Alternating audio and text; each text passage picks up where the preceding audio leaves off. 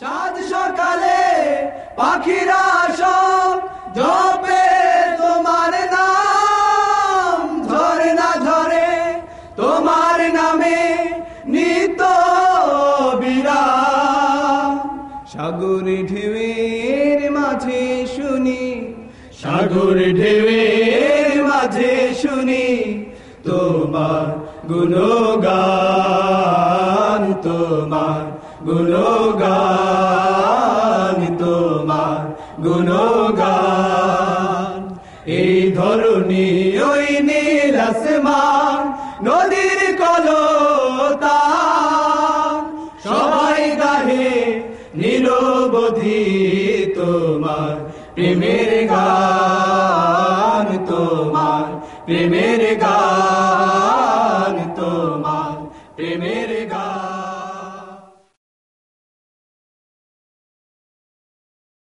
এই পর্যায়ে আপনাদের সঙ্গে বিশ্ব মানবতার মুক্তির সনদ মহাসংকল্প কোরআন থেকে তাফসীর পেশ করছেন আল্লামা দেওয়ার হুসাইন সাইদি সাহেব।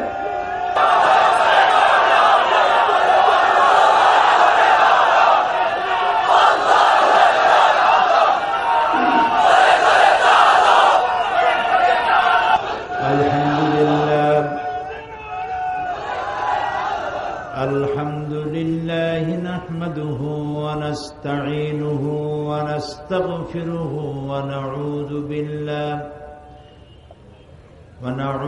بالله من شرور أنفسنا ومن سيئات أعمالنا.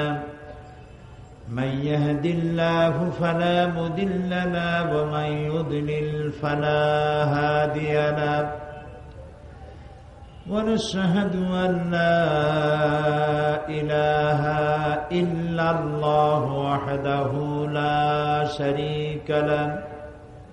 ونشهد أن سيدنا وحبيبنا ومولانا محمدا عبده ورسوله الذي أرسله بالحق بشيرا ونذيرا وداعيا إلى الله بإذنه وسراجا منيرا. فقد قال الله تعالى في كلامه المجيد وفرقانه الحميد: أعوذ بالله من الشيطان الرجيم. بسم الله الرحمن الرحيم.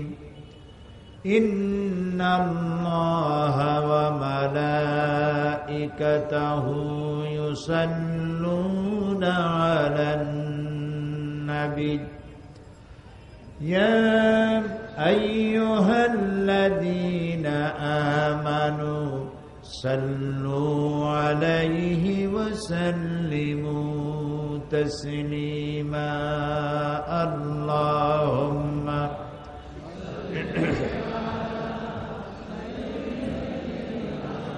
مولانا محمد وعلى آل سيدنا مولانا محمد. اللهم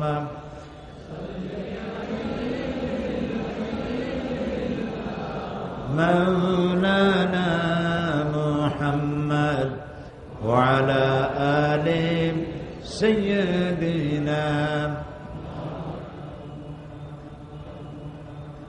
بلغ العلا بكماله كشف الدجى بجماله حسنت جميع خصاله صلوا عليه وآله.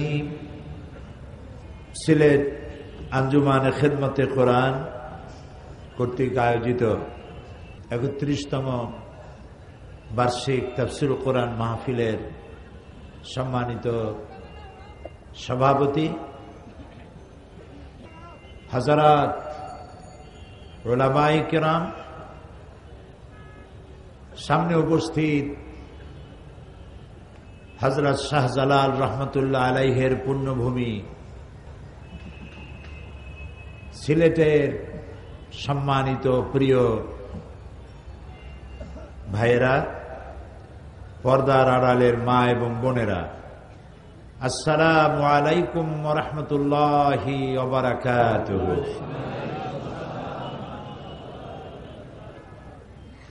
আমরা মহান আল্লাহ তাবারক ওয়া তাআলার দরবারে শুকরগুজার হচ্ছি,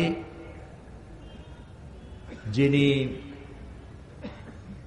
প্রায় 3 বছরের কাছাকাছি হলো এই ময়দানে দীর্ঘদিন পরে কোরআনের আওয়াজ আবার চালু করে দিলেন। সেই আল্লাহ তাআলার দরবারে শুকরিয়া আদায় করছি, পড়ছি আলহামদুলিল্লাহ। রব্বানা লাকাল হামদ হামদান কাসীরান তাইয়্যিবান মুবারাকান ফীহি ইয়া রাব্বি লাকাল হামদু কামা ইয়ানবাগি লিজালালি ওয়াজহিকা ওয়া আযীমি সুলতানিকা।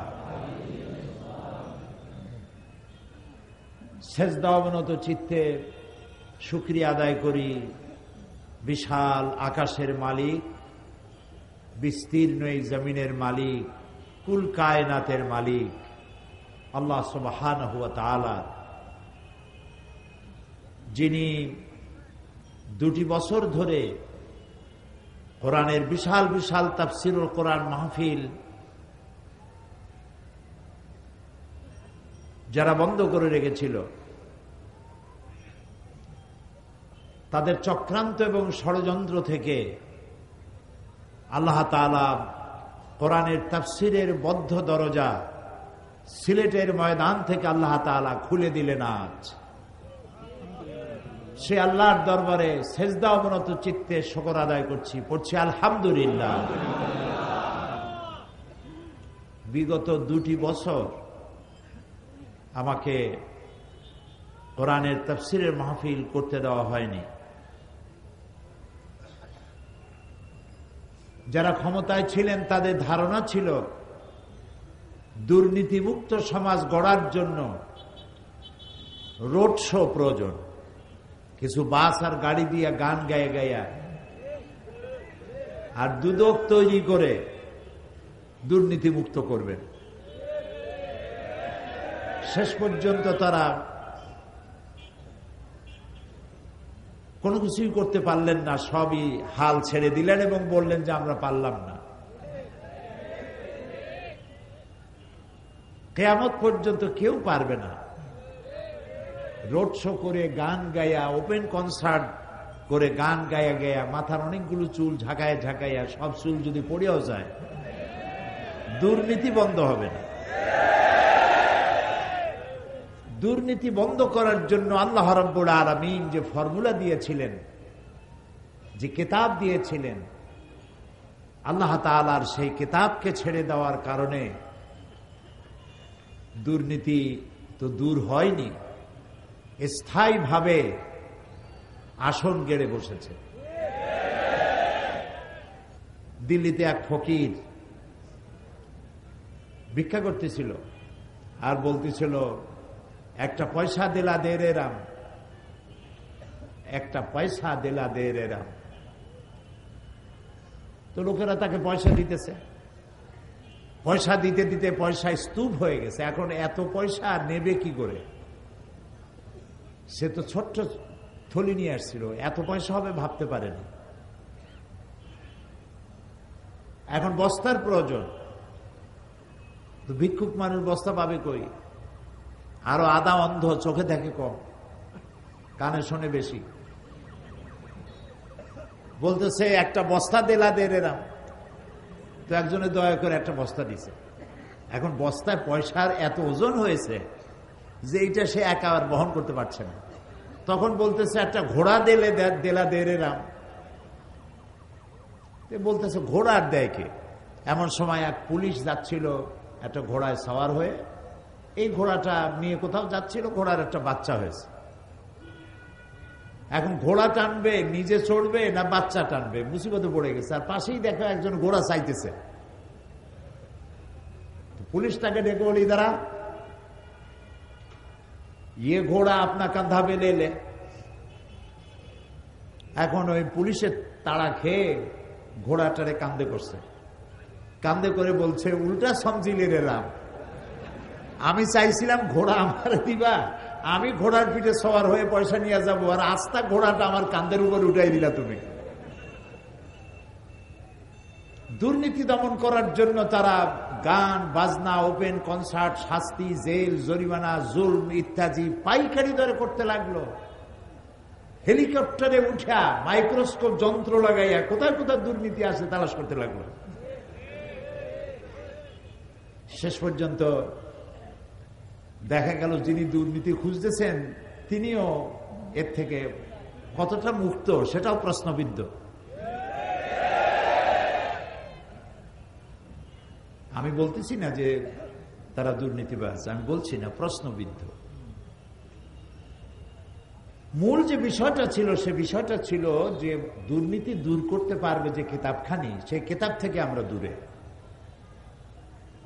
এই কিতাবখানি তো অবতীর্ণ হয়েছিল এমন একটি সময়, যে সময় মানুষ চুরি করত, ডাকাতি করত, জেনা করত, ব্যভিচার করত। ব্যভিচারের জন্য একটা মেয়ে প্রয়োজন, মহিলা প্রয়োজন। সে মহিলাটি, সে নারীটি কার বউ, কার মেয়ে, কার স্ত্রী, কার মা দেখার কোনো প্রয়োজন পড়তো না। এই ছিল তাদের অবস্থা। সেই যুগে কোরআন অবতীর্ণ হওয়ার পর এই কোরআনের আলোতে, এই কোরআনের কারণে যারা ছিল চোর, ডাকাত, নারীর ইজ্জত এবং সম্ভ্রম হরণকারী, সেই লোকগুলি নারীর সম্মানের পাহারাদার হয়ে গেল। সুবহানাল্লাহ বলবেন না? চুরি ডাকাতি যাদের নিত্য নৈমিত্তিক চরিত্র, সেই লোকগুলি হয়ে গেল মানুষের সম্পদের পাহারাদার হয়ে গেল। মরুভূমির রাখালগুলি রাখালগিরি করে বেড়ায়, চুরি করে ডাকাতি করে বেড়ায়। মরুভূমির রাখালগুলি ন্যায় বিচারক বাদশা হয়ে গেল। মরুভূমির রাখালগুলি, পথচারী মরুচারী লোকগুলি, হাইজাকার লুটেরাগুলি এ কোরআন শরীফের সংস্পর্শে এসে তারা ন্যায় বিচারক বাদশা হয়ে গেলেন। তারা দিগ্বিজয়ী সেনাপতি হয়ে গেলেন। তারা ন্যায় বিচারক বিচারপতি হয়ে গেলেন। সুবহানাল্লাহ বিহামদিহি। আমাদের দুর্ভাগ্য, এই কিতাবটারে চিনতে পারিনি। এই কিতাবের সাথে আমাদের সম্পর্ক কমে গিয়েছে। আপনাদের অত্যন্ত প্রিয় ওয়াইজ মুফাসসির মাওলানা আবু তাইয়েব সতপুরি সাহেব সুন্দর ভাবে কথাগুলি বুঝাইছেন। এই কোরআন থেকে দূরে সরার কারণেই শুধু মুসলমান জাতি নয়, গোটা পৃথিবীর, গোটা মানব জাতির আজ যে ধস নেমেছে মনুষ্যত্বে, ধস নেমেছে নৈতিকতা, ধস নেমেছে সভ্যতা, এ সবটির একটি কারণ এই কোরআন থেকে বিচ্ছিন্ন হয়ে যাওয়া। আমি 3টা ভুলের কথা বলবো। কয়টা ভুল? আমরা আমাদের জীবনে, আমার মিল্লাত, মুসলিম মিল্লাত 3টি ভুল করেছে তার জীবনে। 1 নম্বরে ভুল করেছে,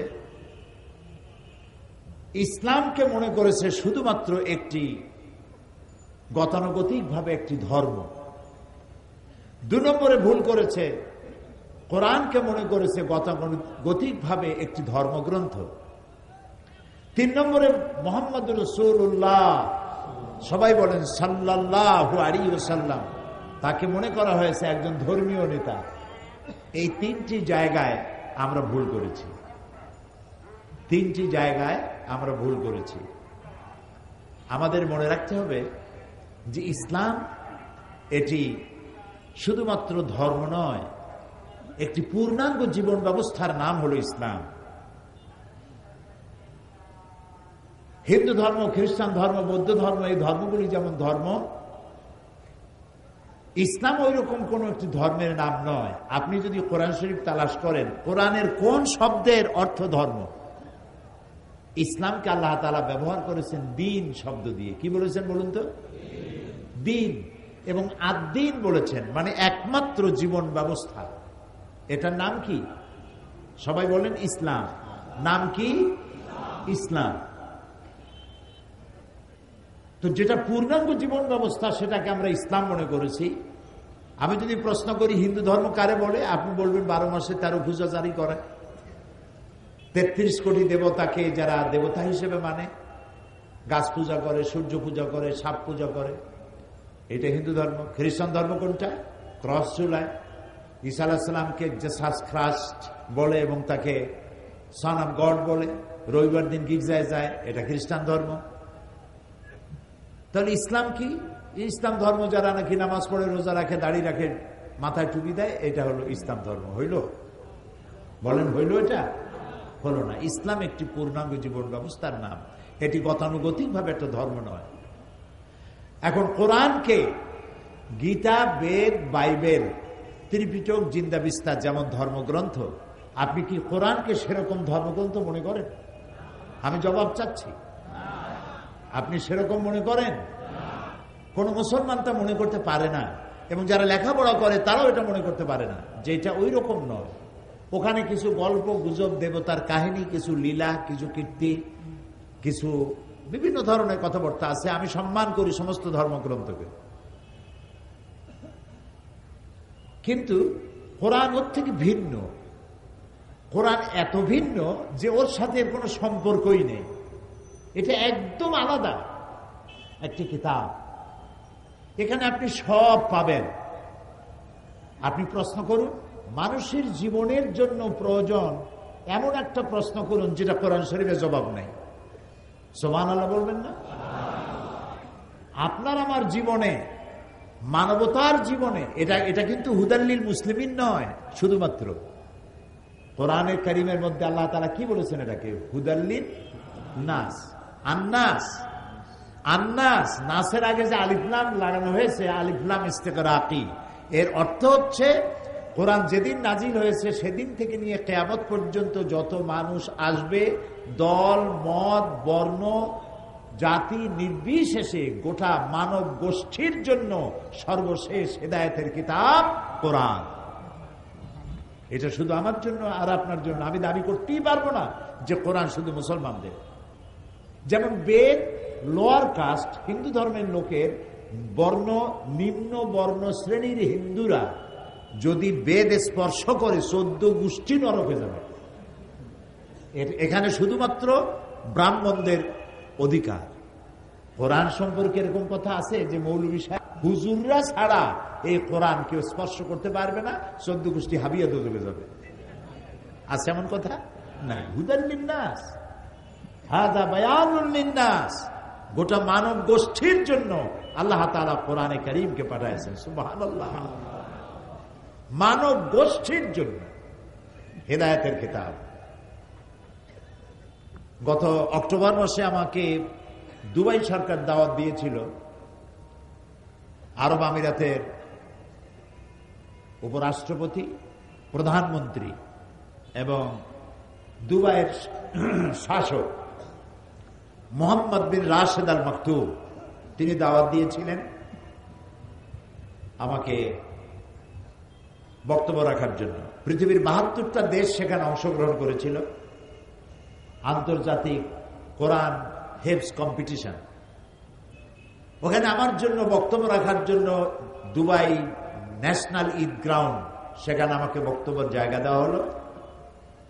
ওখানকার পত্রিকায় লিখেছে উপস্থিতি ছিল 250,000-এর ওপরে। আমার বক্তব্যের বিষয় ছিল the scientific miracles in the holy Quran, কোরআনের বিজ্ঞানময় মুজিজা। 2 ঘন্টা বক্তব্য রেখেছিলাম। ওরা আমার এই বক্তব্যকে সিডি বিসিডি করে বিনামূল্যে বিতরণের ব্যবস্থা করেছে দুবাই সরকার, এবং বাংলাদেশে সেই বক্তৃতা বইয়ের আকারে ছাপা হয়েছে। 2 ঘন্টার বক্তৃতা। সেখানে বক্তৃতার বিষয় ছিল কোরআনের বিজ্ঞানময় মুজিজা। তো আমাকে সাবজেক্ট পাঠায় দেওয়া হয়েছে যে এই সাবজেক্টের উপর বক্তব্য রাখতে হবে। তো আমি কোরআন শরীফ খুঁজতে লাগলাম বিজ্ঞানের আয়াত কি পরিমাণ পাওয়া যায়। তো আমি তো লোকেরা আমাকে আন্দাজে মুফাসসিরে কোরআন বলে, আসলে তো আমি কোরআনের তালিবে ইলম, কোরআনের ছাত্র। মুফাসসিরে কোরআন হওয়ার যে যোগ্যতা থাকা দরকার সেটা আমি এখন অর্জন করতে পেরেছি বলে মনে হয় না। আমি কোরআন শরীফ খুঁজতে লাগলাম, আমার কাছে ধরা পড়লো অন্তত 1000 খানেক আয়াত আছে শুধু বিজ্ঞান সম্পর্কিত।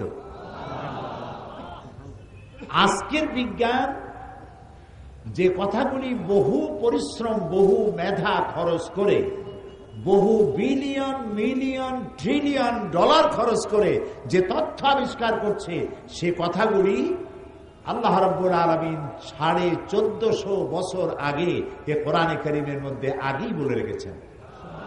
সুবহানাল্লাহ। এর মধ্যে বিজ্ঞান আছে, দর্শন আছে,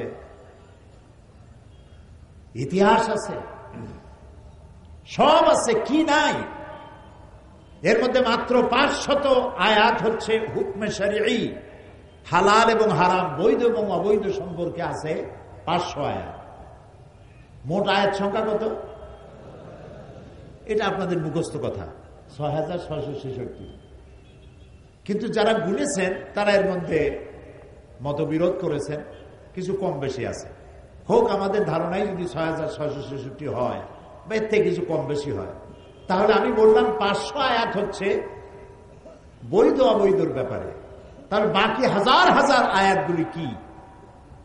বাকি আয়াতগুলি হচ্ছে ইতিহাস, বিজ্ঞান, পারিবারিক নীতি, রাষ্ট্রীয় নীতি, যুদ্ধনীতি, সন্ধিনীতি, চুক্তিনীতি, সব সমস্যার সমাধান। কাকে আগে বসাবেন, কাকে পিছে বসাবেন, কাকে কোথায় জায়গা দেবেন, তাও কোরআন শরীফে বলা হয়েছে। কি নাই, কাকে কি সম্মান দিবেন, পারিবারিক ভাবে কাকে কি সম্মান দিবেন, কাকে কতটা ভালোবাসবেন, মরে গেলে পরে জমিন কারে কতটুকুন দিবেন, আছে না সব কোরআনে? বলেন আছে না? সব এর মধ্যে আছে। সেই কোরআন থেকে আমরা পিছলে গেছি, দূরে গেছি। আমি ভূমিকা দিচ্ছি, তাফসিরে যাচ্ছি একটু পরে, অসুবিধা হচ্ছে না তো? জানতে হবে, বুঝতে হবে। আমাদেরকে বলা হয়েছে, বোঝানো হয়েছে কোরআন এইটা আমরা বুঝবো না, এটা খুব কঠিন, এইটা আলেমন আমাদের কাজ। খামোখা গুনাহ বাড়ায় লাভ কি? এমনি কত গুনাহ, আরো কোরআন শরীফ পড়ি, আরো গুনাহ বাঁধাবো। তার থেকে রোজার মাস আসুক, হে কোরআন খতম করো। আর কিভাবে খতম করে? জ্বলে আর পড়ে, গল্প করে রোজার পরে। আমার পুত্রবধূ 7 খতম, আমার মেয়ে 9 খতম, আমার স্ত্রী 13 খতম, আর আমি না পড়িয়া এমনি এমনি খতম। আচ্ছা, আপনি বলেন কোরআন শরীফ খতম করার জন্য নাজিল হয়েছে? কোথায় আছে যে কোরআন শরীফ খতম করলে আপনি সব, আপনার সব থেকে বড় সব হচ্ছে কোরআন খতম করা? হ্যাঁ, কোরআন পড়লে তো সব হবেই, নিঃসন্দেহে হবে, কিন্তু সব হবে কখন? যখন আপনি পড়বেন, বুঝবেন আর আমল করবেন, তখন না আপনি সবটা পাবেন। এসব কথা বুঝতে কি কষ্ট হয়? সুবহানাল্লাহ বলি। এখন কোরআন আমরা বুঝি না। আল্লাহ তাআলা বলছেন, আফালা ইয়াতাদাব্বারুনাল কুরআনা আম আলা কুলুবিন আকফালুহা। তোমরা কোরআন, আরে ভাই এদেরকে তাড়া দেন কেন? এরা তো অনেক ভালো কাজ করে। জি, এরা দারুণ ভালো কাজ করে। এরা তীরে তাল বানাইতে পারে, তালকে অদৃশ্য করে দিতে পারে। যারা সাংবাদিকতা করেন ওনারা, আপনার এই খবরটাকে সিলেটের মধ্যে রাখবেন না, এই খবরটাকে সারা বাংলাদেশ জানতে পারবে। আলহামদুলিল্লাহ বলুন। তাদের জন্য দোয়া করা দরকার, যেন আল্লাহ তাআলা কোরআনের পক্ষে, ইসলামের পক্ষে, জাতিসত্তার পক্ষে তাদের কাজ করার তৌফিক দান করেন। আমরা বলি আমিন। এটা একটা বিরাট পেশা, মহান পেশা।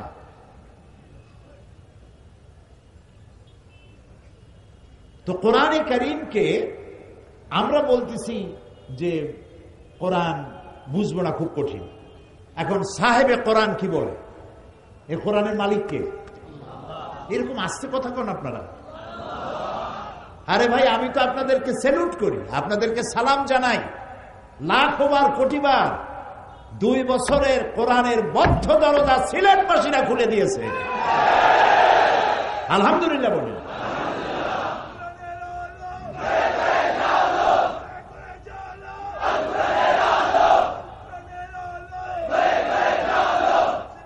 অন্ধকার দূরীভূত হবে কোরআনের আলোতেই ইনশাআল্লাহ। অমাবস্যা সারা পক্ষকাল থাকে না, এরপর পূর্ণিমার ঝলমলে আলো, সূর্যের আলো দিয়ে আলো বিকিরণ করে গোটা পৃথিবীকে আলোয় আলোয় উদ্ভাসিত করে দেয়। হযরত আলী রাদিয়াল্লাহু তাআলা আনহু কাররামাল্লাহু ওয়াজহাহু কি সুন্দর কথা বলেছেন। হযরত আলী বলেছেন, বিপদ যত বড় হোক, যত কঠিন হোক, তা কখনো চিরস্থায়ী হয় না। ভয় পাওয়ার কোনো কারণ নেই। তা আমরা মালিককে জিজ্ঞেস করি, কিসের মালিক? কোরআনের মালিক। কথা যেন মনে থাকে। আর আমি জানি সিলেটের লোকদের মেমোরি ভালো। কাকে জিজ্ঞেস করব? চলুন কোরআনের মালিককে জিজ্ঞেস করি। তিনি আবার এমন মালিক, তার গোলামেরা জিজ্ঞেস করতে পারে, এটা তিনি জানেন। সেই জন্য সোয়ালে মুকাদ্দারের জবাব প্রশ্ন করার আগেই তিনি জবাব দিয়ে রেখেছেন। সূরা কামার 4 বার একটা কথা বলেছেন আল্লাহ রাব্বুল আলামিন। সূরা কামারে একই কথা 4 বার, একটি প্রশ্নের জবাব তিনি প্রশ্ন করার আগেই দিয়ে দিয়েছেন। ওয়ালাকাদ ইয়াসসারনাল কুরআনা লিযিকর ফাহাল মিন মুদ্দাকির। ওয়ালাকাদ ইয়াসসারনাল কুরআনা লিযিকর, আমি আল ওয়ালাকাদ, আমি অবশ্যই নিশ্চয়ই কোরআনকে মানুষের কাছে বোঝার জন্য সহজ করে দিয়েছি। ফাহাল মিন মুদ্দাকির, আছে কি কেউ এর থেকে উপদেশ গ্রহণ করা? আল্লাহ বলেন সহজ করেছি, আর আমি যদি বলি কোরআন বোঝা কঠিন, তাহলে আমার ঈমান থাকবে? নাউযুবিল্লাহি মিন যালিক। আরে আল্লাহ কয় সহজ, আমি বানাইছি কঠিন। আমাকে বলা হয়েছে কোরআন পড়ো, ইকরা বিসমি রাব্বিকাল্লাযী খালাক। আমার উপরে প্রথম অর্ডার, আমার নবীর উপরে প্রথম অর্ডার, পড়ো। আমি জিজ্ঞেস করতে চাই সিলেটের সুশিক্ষিত অধিবাসীদেরকে, বলুন তো পৃথিবীর কোন ধর্মগ্রন্থে আছে পড়ো এই কথা দিয়ে শুরু হয়েছে? আছে কোন ধর্মগ্রন্থ? কোরআন। আল্লাহ বলছেন পড়ো পড়ো পড়ো, রিড এন্ড রিড।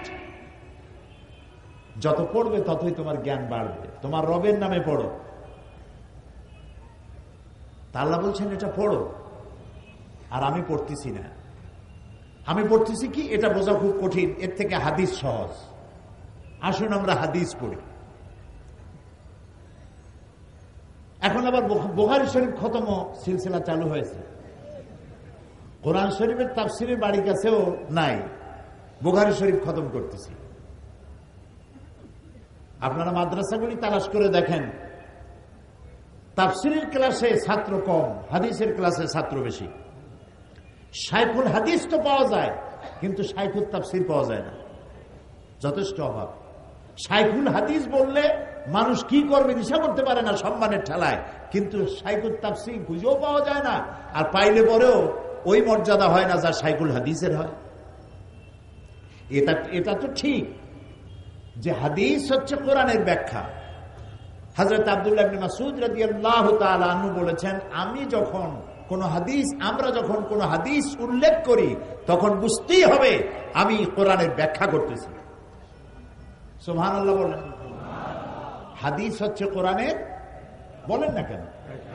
আমার আবার অভ্যাস আমার শ্রোতাদেরকে আমার সাথে রাখা, কথা বললে সাথে থাকে, আর কথা না বলাইলে মন চলে যাবে জিন্দে বাজারে, আর আমি মুর্দে বাজার বক্তৃতা করবো, একটা কথা হয়। তা আমি সেই জন্য সাথে রাখতে চেষ্টা করি। আপনারা রাগ করেন না তো? হাদিস হচ্ছে কোরআনের ব্যাখ্যা। তো ব্যাখ্যার কাছে আমি কখন যাব? যখন আমি আসল জানবো। আমি আসলই জানি না, ব্যাখ্যার পিছনে লেগে আছি। এটা কি হয়? আগে তো আসল জানতে হবে, পরে আমি ব্যাখ্যার কাছে যাব, ঠিক কিনা? আসল কোনটা? এই কোরআন। এই কোরআনের যেখানে আমি বুঝবো না সেখানে কোথায় যাব? হাদিসের কাছে যাব। কারণ এই কোরআনে কারিমের মধ্যে 5 ওয়াক্ত নামাজের কথা আছে, ওয়াক্তগুলি বলা আছে। কিন্তু জোহরে কয় রাকাত, আসরে কয় রাকাত, মাগরিবে কয় রাকাত তা কি কোরআন শরীফে আছে? বলেন আছে? নাই। আমাকে নামাজ পড়তে হলেই যেতে হবে কোথায়? হাদিসের কাছে। নামাজ যে পড়তে হবে এটা বুঝলাম কোথায়? কোরআন শরীফে। এখন পড়তে হবে কিভাবে, ওইটার জন্য যেতে হবে কার কাছে? হাদিসের কাছে। আমাকে যাকাত দিতে বলা হয়েছে। স্বর্ণ রৌপ্য জমা করো না, যাকাত দাও। অর্থ সঞ্চয় করো না, যাকাত দাও। এটা এখানে বলা আছে। কিন্তু সোনা কতটুকুন হলে দেব, রূপা কতটুকুন হলে দেব, গরু কয়টা হলে দেব, ধান কয় মন হলে দেব, তা কি আছে কোরআনে? আরে ভাই কথা কোন আছে? সবাই না জানলে আলেমরা তো জানেন, ওলামারা বলবেন, আমার কথা ভুল হলে তাও বলে দেবেন। তাহলে আমি যাকাত দিতে হবে এটা ফরজ জানলাম, দেব কেমনে সেইটা জানার জন্য কোথায় যাব? হাদিসের কাছে যাব। হজ করতে হবে এটা আমি হাদিস কোরআন থেকে জেনেছি, কিন্তু কয়বার, কয়টা শত, কয়টা চক্কর দিলে তওয়াফ হবে, সাফা মারোয়া কি করব, রমিয়ে হেজার কেমনে করব, রমিয়ে জেমার কেমনে করব, এরপরে আমি উকুফে আরাফা কেমনে করব, মুজদালিফায় কি করব, এসব বিবরণ কি আছে এখানে? নাই। কোথায় পাইলাম? হাদিসে পেয়েছে। জুমার নামাজ পড়তে হবে বলা হয়েছে। জুমার দিন ফাসাউ ইলা যিকরিল্লাহ এই পর্যন্ত বলা শেষ। কিন্তু জোহরের নামাজ পড়ি যেই সময়, ওই সময় তো আমি কি পড়ি? জুমার নামাজ পড়ি। ফরজ কয় রাকাত পড়ি? তাও কথা বলি 2 রাকাত পড়ি। 2 রাকাত পড়লাম, ওই সময় আগের দিন জোহরের নামাজ কয় রাকাত পড়ছি? এই 2 রাকাত পাইলাম কই? হাদিসে পেয়েছি। হাদিসে পেয়েছি। সুতরাং আমাকে তো আগে জানতে হবে কোরআন, তারপরে যাব আমি হাদিসে। আগে কোনটা জানতে হবে? কোরআন। জোরে বলেন কোনটা? সেই জন্য আল্লাহ তাআলা বারবার বলেছেন আফালা তাআকিলুন, আফালা তুবসিরুন, আফালা ইয়াশউরুন। কতবার বলেছেন? মাথায় গিলু নাই, ব্যাককল, তোমার আকল নাই, বুঝ নাই, বুঝো না? আফালা তাতাফাক্কারুন, চিন্তা করো না, গবেষণা করো না এই কোরআন নিয়ে?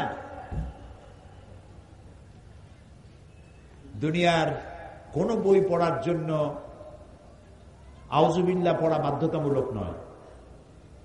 এমনকি কোরআন শরীফ পড়তে বিসমিল্লাহ পড়াও বাধ্যতামূলক নয়। কিন্তু ওয়াইজা কারাআতাল কুরআনা ফাস্তাইজ বিল্লাহি মিনাশ শাইতানির রাজীম, যখন কোরআন পড়বে ফাস্তাইজ আমরের ছিগা, যখন কোরআন পড়বে আউযু বিল্লাহি মিনাশ শাইতানির রাজীম পড়া ওয়াজিব। ওয়াজিব তরক করবেন বুঝে শুনে, ওয়াজিব তরক করার গুনাহ হবে। আপনি আল্লাহর হুকুমকে লঙ্ঘন করেছেন। এটা কেন? বিসমিল্লাহ বাধ্যতামূলক নয়, আউযুবিল্লাহ পড়া বাধ্যতামূলক কোরআনের জন্য। কেন? এই জন্য যে আপনি যদি আউযুবিল্লাহ না পড়েন তাহলে কোরআন আপনি বুঝতে পারবেন না, শয়তান আপনাকে বিভ্রান্ত করে দেবে। শুধু সওয়াব আর সওয়াবের নিয়তেই পড়বেন, বোঝার জন্য পড়বেন না। এই জন্য শয়তানের কাছ থেকে পানাহ চেয়ে নেবেন কোরআন তেলাওয়াত করতে গিয়ে। আল্লাহ, শয়তানের ওয়াসওয়াসা দিয়া আমাকে বাঁচাও, আশ্রয় দাও, আর কোরআন বোঝার তৌফিক দাও। সুবহানাল্লাহ, সুবহানাল্লাহ। সুতরাং কোরআন হচ্ছে সেই কিতাব যে কিতাব আল্লাহ তাআলা অবতীর্ণ করেছেন এবং এটাকে হেফাজতের দায়িত্ব নিয়েছেন। ইনজিল, জাবুর, তাওরাত কে নাজিল করেছেন? আল্লাহ সুবহানাহু। আর এটা আল্লাহ তাআলা। ইনজিলে, তাওরাতে, জাবুরে কোথাও নাই যে আমি এটাকে হেফাজত করব। কিন্তু কোরআন শরীফ সম্পর্কে আল্লাহ তাআলা কি বলেছেন? ইন্না নাহনু নাযালনা যিকরা ওয়া ইন্না লাহু লাহাফিজুন। কোরআন নাযিল করেছি আমি আল্লাহ, আর এর সংরক্ষণের সবটুকু দায়িত্ব আমি আল্লাহ গ্রহণ করেছি। এটা আমি নাযিল করেছি এবং এটাকে হেফাজত আমি করব। পৃথিবীর কোন মানুষের ক্ষমতা নাই। মানুষের তো কত কিছু চ্যালেঞ্জ করে, আল্লাহরও চ্যালেঞ্জ করছে। আল্লাহ নাই বলছে না, দেয়ার ইজ নো গড, বলে নাই? যারা বলছে তারা এখন আসল জায়গায় পৌঁছে গেছে। বললাম না তো, আল্লাহকে চ্যালেঞ্জ করেছে, আল্লাহ নাই, নাউজুবিল্লাহ। পরকাল বিশ্বাস করি না, আখিরাত বিশ্বাস করি না, কবর টবর কিছু না, এগুলো বলেছে। কিন্তু কোরআন এইটা সম্পর্কে মুখ খুলতে সাহস পায় নাই। এটা কথা এখনো কেউ বলে নাই যেটা মানুষের তৈরি। ওরা যাতে মাতাল হলেও তাহলে ঠিক আছে, কারণ এইটা যদি বলে যেটা মানুষের তৈরি, তো মানুষের তো পাড়ায় ধরবে, বেটা তুই তো মানুষ বানা কোরআন শরীফ পারবে বানাইতে? আল্লাহ রাব্বুল আলামিন প্রথমে চ্যালেঞ্জ করলেন যারা কোরআনকে মানুষের বানানো নবী করিম সাল্লাল্লাহু আলাইহি ওয়াসাল্লামকে জেনে শিখাইছে, অথবা তিনি কবি হয়ে গেছেন, এইসব কথা বলে যখন তারা বলতেছিল, আল্লাহ রাব্বুল আলামিন তখন চ্যালেঞ্জ করেছেন, যদি পারো কোরআনের মতো করে একখান কোরআন বানাও। এই চ্যালেঞ্জের মোকাবেলা কেউ করতে পারে নাই। এরপরে রাব্বুল আলামিন এই চ্যালেঞ্জকে আরো হালকা করে দিয়ে আল্লাহ রাব্বুল আলামিন বললেন, গোটা কোরআন না পারো, কোরআনের সূরার মতো করে 10টা সূরা বানাও। এটারও মোকাবেলা কেউ করতে পারল না। সবশেষে এই চ্যালেঞ্জকে আরো হালকা করে আল্লাহ রাব্বুল আলামিন বলেন, ইন কুনতুম ফি রাইবিম মিম্মা নাযালনা আলা আবদিনা, আমার বান্দার পরে যে কিতাব আমি অবতীর্ণ করেছি, যদি সন্দেহ হয় যেটা তার বানানো, ফাতু বিসূরাতিন মিন মিসলি, তাহলে কোরআন শরীফের সূরার মতো করে ছোট্ট, কোরআনের সর্বকনিষ্ঠ সূরা যেটি, এই সূরার মতো করে ছোট্ট একটা সূরা বানাও। এই চ্যালেঞ্জ কত বছর হলো? 1400 বছর পার হয়ে গেছে, আজও এইটার মোকাবেলা কেউ করতে পারে নাই, ভবিষ্যতে পারবে না।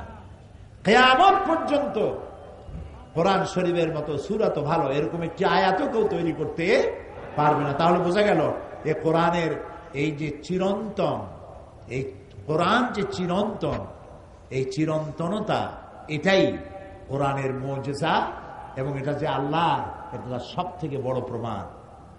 কিয়ামত পর্যন্ত এটার সমকক্ষ কোনো কিতাব আসে নাই, আসবেও না। এখন এই কিতাবকে আল্লাহ রাব্বুল আলামিন পৃথিবীর মানুষের হেদায়েতের সর্বশেষ গ্রন্থ হিসেবে আল্লাহ তাআলা অবতীর্ণ করেছেন।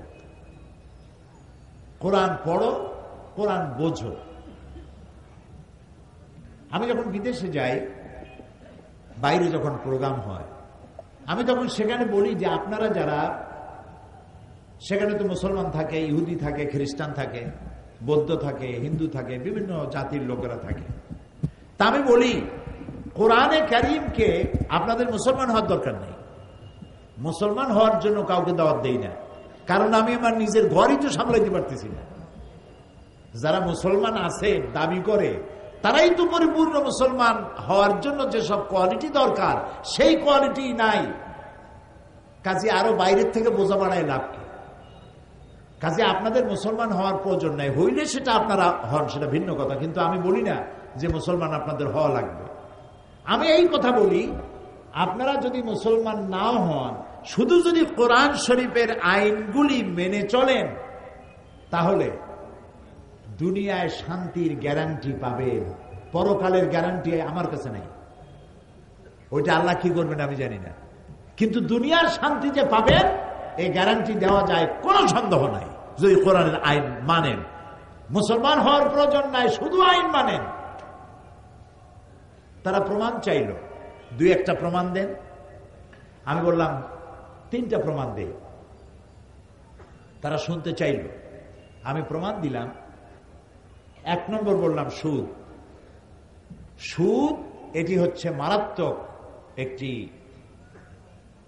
হাতিয়ার, পুঁজিবাদী শোষণের জঘন্যতম হাতিয়ার। এটি হচ্ছে গরিবদের কাছ থেকে নেও আর ধনীদেরকে দাও। এই সুদভিত্তিক অর্থনীতি যেসব দেশে চালু আছে, সমস্ত দেশগুলি গরিবরা শোষিত হয়, চাই সে গরিব মুসলমান হোক, হিন্দু হোক, খ্রিস্টান হোক, বৌদ্ধ হোক। আর আল্লাহ তাআলা এই সুদের ব্যাপারে কি বলেছেন? ওয়া হাল্লাল্লাহুল বায়আ ওয়া হাররামার রিবা। আমি সুদকে করেছি হারাম আর ব্যবসাকে করেছি হালাল। আর সুদের অপকারিতা বর্ণনা করে আল্লাহ তাআলা বলেছেন, ফাইন লাম তাফআলু ফাযানু বিহারবিন মিনাল্লাহি ওয়া রাসূলিহি। সুদ হচ্ছে এত বড় মারাত্মক অপরাধ, এই অপরাধ থেকে যদি বিরত না থাকো তাহলে আল্লাহ এবং রাসূলের পক্ষ থেকে তোমাদের বিরুদ্ধে যুদ্ধের ঘোষণা রইল। নাউজুবিল্লাহ বলুন। নবী করিম সাল্লাল্লাহু আলাইহি সাল্লাম বলেছেন, সুদের মধ্যে 70টি গুনাহ। কয়টা গুনাহ? তার ছোট্ট গুনাহ হলো নিজের গর্ভধারিণী মাকে নিকাহ করা। নাউজুবিল্লাহি মিন যালিক। এখন এই জঘন্যতম হাতিয়ার সুদ, যারা এনজিওর কাছ থেকে লেনদেন করেন তারা বোঝেন যে সুদের মজা কি। সুদের সুদ তস্যচুদ সুদ, চক্রবৃদ্ধি আকারে সুদ দিতে দিতে আসল টাকা সুদ সহ বহুবার ফেরত দেওয়ার পরেও সুদের থেকে মুক্ত মানুষ হতে পারে না। মারাত্মক, জঘন্য। আল্লাহ তাআলা এটাকে হারাম করে দিল। এখন যদি রাষ্ট্র আইন করে এই সুদকে বন্ধ করে দিয়ে, যদি সুদ ভিত্তিক অর্থনীতি বন্ধ হয়ে গিয়ে যদি যাকাত ভিত্তিক অর্থনীতি চালু হয়ে যায়, তাহলে এর দ্বারা উপকৃত হবে কি মুসলমান না হিন্দু, খ্রিস্টান, বৌদ্ধ সবাই হবে? বলেন, বলেন না, জবাব দেন না। সবাই হবে। গেল 1 নম্বর। 2 নম্বরে আল্লাহ তাআলা কোরআন শরীফে বলছেন, ওয়ালা তাকরাবুজ জিনা ইন্নাহু কানা ফাহিশাতান ওয়া সা সাবিলা। জিনা করা তো দূরের কথা, এর নিকটেও যেও না। জিনা করো না, এই কথা কোরআন শরীফে কোথাও নেই। বলা হলো জিনা এত নিকৃষ্ট যেটার কাছেও যেও না। তো কাছে যেতে গেলে নিশ্চয়ই কিছু রুট আছে, কিছু রাস্তা আছে। এই রাস্তাগুলিতেও যেও না। সে রাস্তাগুলি কি? জিনার নিকটবর্তী হওয়ার জন্য যে রাস্তাগুলি, তার মধ্যে একটা হচ্ছে ব্লু ফিল্ম, অশ্লীল নাচ, অশ্লীল গান, অশ্লীল সাহিত্য, নারীর সৌন্দর্য প্রদর্শনী ইত্যাদি। এখন এই যে জিনিসগুলির নাম আমি বললাম, এই জিনিসগুলি যদি চালু থাকে সমাজে, কি কি বললাম মনে আছে? মনে আছে? এই রাস্তাগুলি যদি চালু থাকে তাহলে এর দ্বারা নির্যাতিতা হবে সকল শ্রেণীর নারীরা, চাই সে মুসলমান হোক, চাই সে হিন্দু হোক, চাই সে বৌদ্ধর মেয়ে হোক। ঠিক কিনা? কথা সত্য কিনা? এখন রাষ্ট্র যদি এই রুটগুলি বন্ধ করে দেয়, জেনা করার রুট, জেনা করার রাস্তা, লাইনগুলি বন্ধ যদি রাষ্ট্র করে, সৌন্দর্য প্রদর্শনী নিষিদ্ধ, ব্লু ফিল্ম প্রদর্শনী নিষিদ্ধ, ছায়া, অশ্লীল ছায়াছবি, অশ্লীল গান, নারীর সৌন্দর্য প্রদর্শনী ইত্যাদি নিষিদ্ধ, রাষ্ট্র যদি আইন করে বন্ধ করে দেয়, আপনারাই বলেন এর দ্বারা কি উপকৃত হবে শুধুমাত্র মুসলমান মেয়েরা, না সব জাতি, ধর্ম, দল, মত নির্বিশেষে সকল নারীরা তাদের ইজ্জত এবং সম্ভ্রমের গ্যারান্টি পাবে? কথা ঠিক কিনা? আসুন 3 নম্বরে, সমস্ত পাপের উৎস কি বলতে পারবেন? মদ এবং জুয়া সমস্ত পাপের উৎস। ওয়াসআলুনাকা আনিল খামরি ওয়াল মাইসিরি কুল ফীহিমা ইসমুন কাবীর। হে নবী, আপনাকে প্রশ্ন করা হয় মদ এবং জুয়া সম্পর্কে, আপনি বলুন ইসমুন কাবীর, এটা মারাত্মক গুনাহ, মারাত্মক অপরাধ। শিরক, এটাকে কিন্তু বড় গুনাহ বলা হয়নি।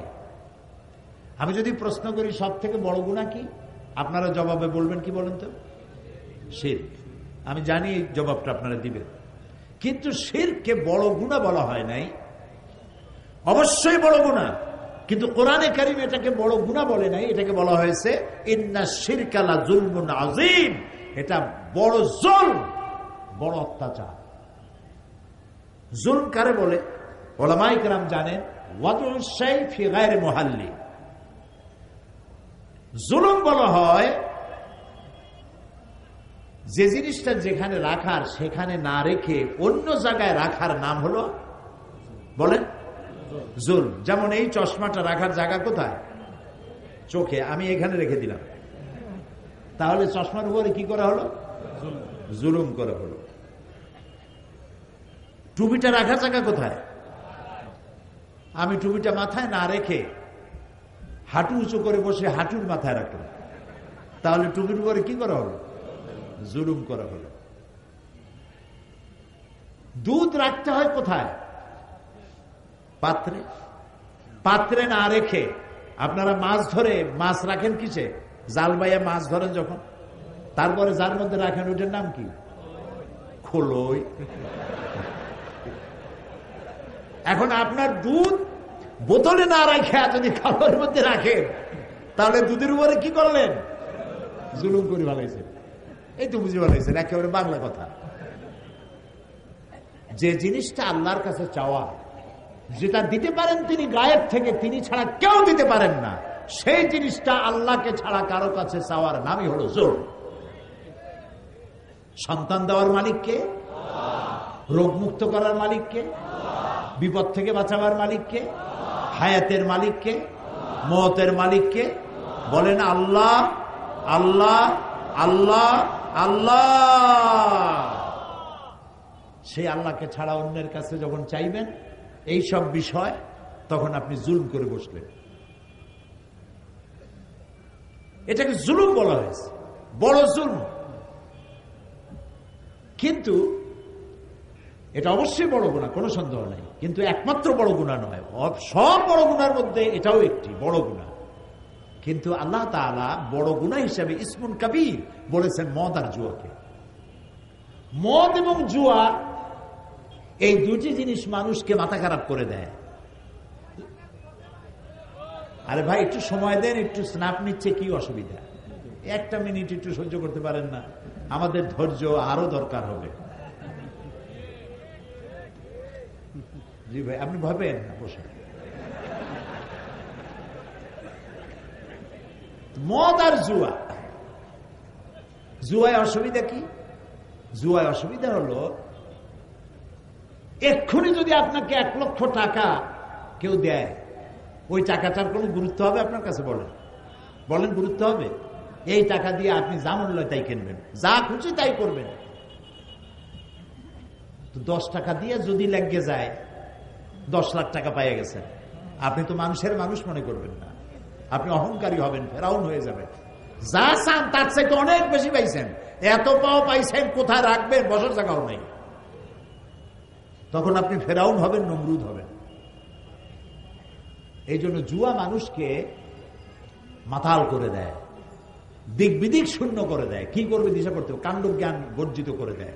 আর এই পয়সাটা যদি 10 লাখ টাকাই হোক, আর 10 টাকাই হোক, আর 100 টাকাই হোক, তা যদি ইনকাম করতে গায়ে মাথার ঘাম পায়ে পড়ে, 10 লাখ টাকার চাইতে 100 টাকার দাম তার কাছে অনেক বেশি। এটা আয় করতে কষ্ট হয়েছে। আর মদ, যারা এগুলি খায়, নানান রকমের কি বলে, কোকেইন, হেরোইন, চর্স, তারপরে বাহাবা ট্যাবলেট, নাকি ইয়াবা ট্যাবলেট, তারপরে এই সব জিনিস, তারপরে পানি জাতীয়। ওদের জিজ্ঞেস করছি এগুলো খাও কেন? কই হুজুর বুঝবেন না, খাইলে পরে একটা ভাব সৃষ্টি হয়, একটা রাজা রাজা ভাব। এই যে রাজা রাজা ভাব, এই ভাবটায় তার জ্ঞানটাকে, তার কাণ্ডজ্ঞান, তার কমন সেন্সকে বিলুপ্ত করে দেয়।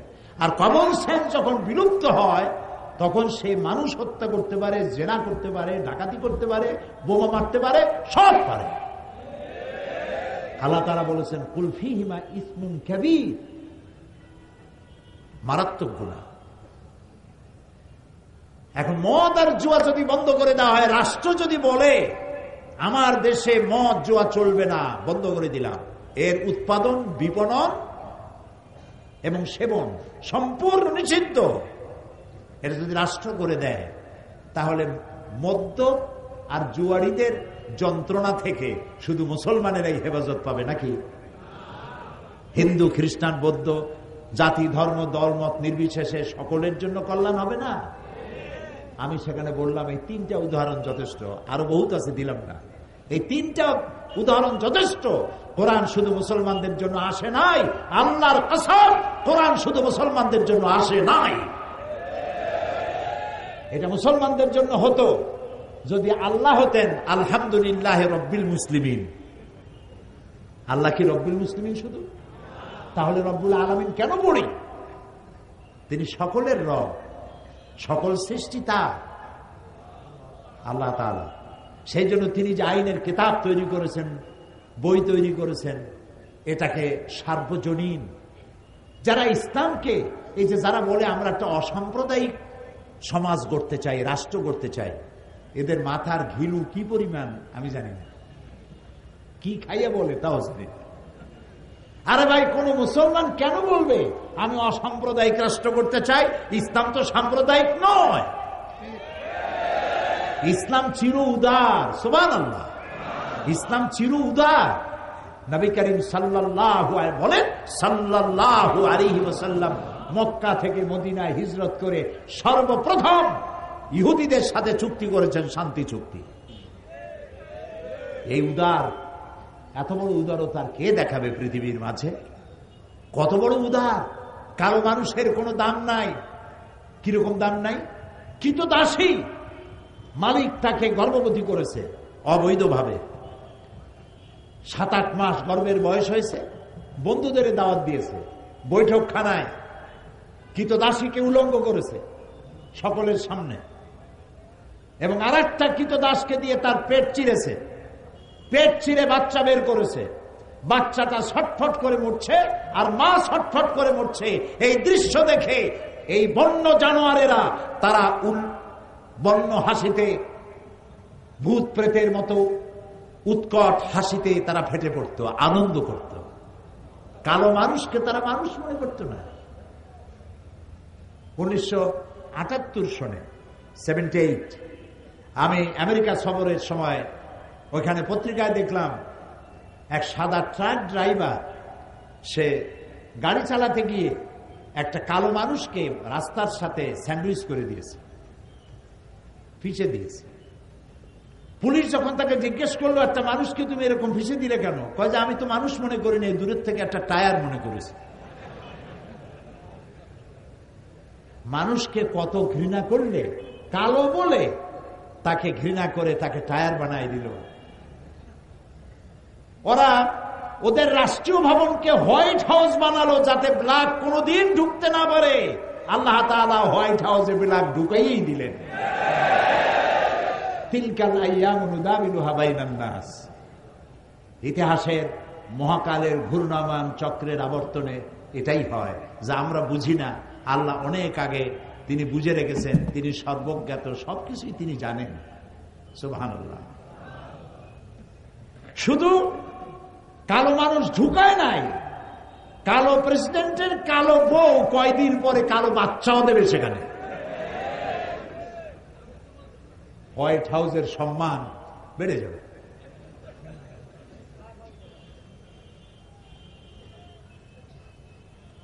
প্রিয় ভাই সব, নবী করিম সাল্লাল্লাহু আলাইহি ওয়াসাল্লাম সাদা এবং কালোর আকাশচুম্বী ব্যবধান দূর করেছেন। মক্কায় যখন প্রবেশ করতেছিলেন ফতে মক্কার দিনে, আপনারা কি ভয় পাইছেন নাকি? খুব কি দুশ্চিন্তাগ্রস্ত? মাঝে মধ্যে জবাব দেন যখন তখন, মনে হয় ভয় টয় পাইছেন, মনে হয় ক্যামেরার ফ্ল্যাশ দেখলে মনে হয় আটকে ওঠে। আরে ভাই, ভয় পাওয়ার কারণ নাই। বদরের বিজয় হয়, ওহদের পরাজয় হয়, আবার সামনে ফতে মক্কার হাতছানি থাকে।